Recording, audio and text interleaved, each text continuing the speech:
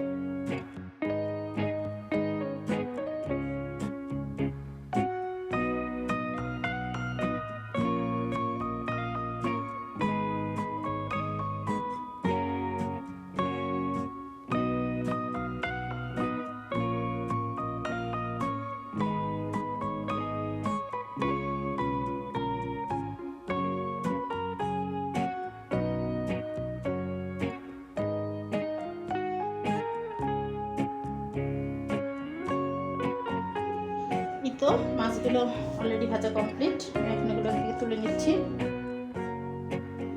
এই তো এখন এই ফ্রাই প্যানে আমি আবার সয়াবিন তেল অ্যাড করে দিচ্ছি। তেলটা গরম হয়ে গেছে, এখন আমি এখানে দিয়ে দিলাম স্লাইস করা পেঁয়াজ। পেঁয়াজটা হালকা একটু ভেজে নেব। এই তো পেঁয়াজটা হালকা ভাজা কমপ্লিট, এখন আমি অ্যাড করব এখানে স্বাদ মতো লবণ। আর দিব আমি এখানে আমি নিয়েছি পেঁয়াজ বাটা, রসুন বাটা, আদা বাটা, জিরা বাটা। পেঁয়াজ বাটা রয়েছে 1 টেবিল চামচ, রসুন, আদা এবং জিরা এগুলো সব রয়েছে 1 চা চামচ করে। এগুলো সব দিয়ে দিলাম পেস্ট করা।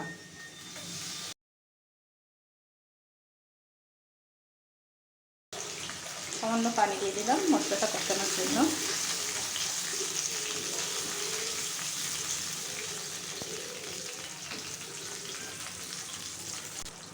এখানে আমি আরও অ্যাড করব 1 চা চামচ পরিমাণ ধনিয়ার গুঁড়া, 1 চা চামচ পরিমাণ লাল মরিচের গুঁড়া, সামান্য হলুদের গুঁড়া। হলুদের গুঁড়াটা আপনারা আপনাদের আন্দাজ অনুযায়ী দেবেন। আমি এখানে 4 চামচের 3 ভাগের 1 ভাগ দিলাম। এখন এই মশলাগুলো খুব ভালোভাবে আমি কষাবো, যতক্ষণ না পর্যন্ত মশলাগুলো থেকে কাঁচা গন্ধ দূর হয় ততক্ষণ পর্যন্ত আমি কষাবো।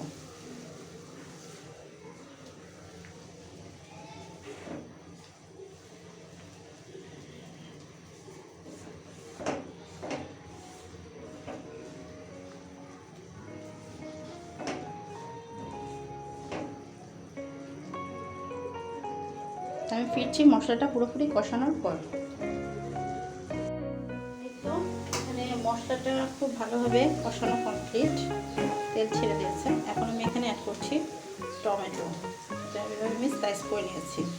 এবং এর সাথে আমি এখানে আরেকটু অ্যাড করব টমেটো সস। দুটোই দিচ্ছি, কাঁচা টমেটোও দিলাম, টমেটো সসও দিলাম।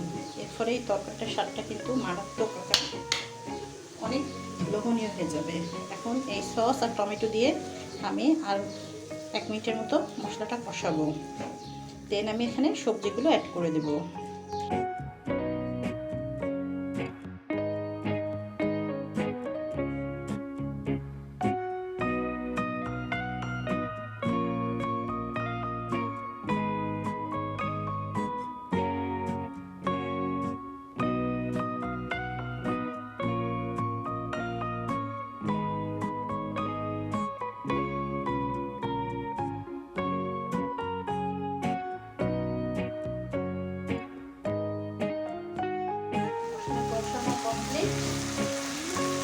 আমি এই সবজিগুলো অ্যাড করে দিচ্ছি, যা ভালোভাবে ধুয়ে আমি পানিতে ভিজিয়ে রেখেছিলাম।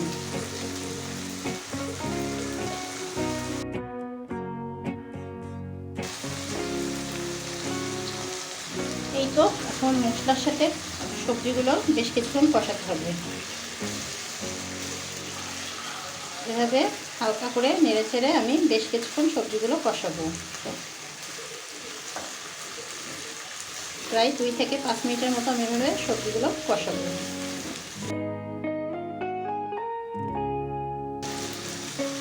পুরোপুরি সবজিটা কষানোর পর আমি ফিরছি। এই তো আমি খুব ভালোভাবে কষিয়ে নিয়েছি সবজিটা এবং মশলাটা খুব ভালোভাবে সবজিটার সাথে মিক্সড হয়ে গেছে। এখন আমি এখানে ফুটন্ত গরম পানি অ্যাড করে দেবো।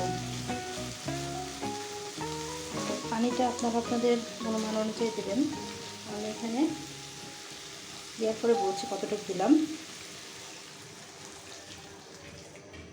আমি এই মগে 2 মগ পরিমাণ দিব।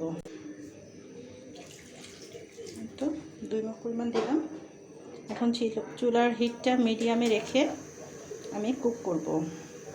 এই 1 মিনিট এভাবে রাখার পরে আমি মাছগুলো অ্যাড করে দেব। আর মাছগুলো দেওয়ার আগে অবশ্যই লবণটা চেখে নেবেন, কারণ মাছটা দেওয়ার পরে বেশি ঘাটাঘাটি করা যাবে না, মাছগুলো তাহলে ভেঙে যাবে। আমি ফিরছি 1 মিনিট পর। আমি এখানে আরেকটু লবণ অ্যাড করছি, 1/2 চা চামচের মতো, কারণ লবণটা আমি টেস্ট করে দেখেছি একটু কম আছে। এর জন্য লবণটা মিক্সড করে দেন আমি মাছগুলো এখানে অ্যাড করে দেবো। মাছগুলো এখানে অ্যাড করে দিচ্ছি।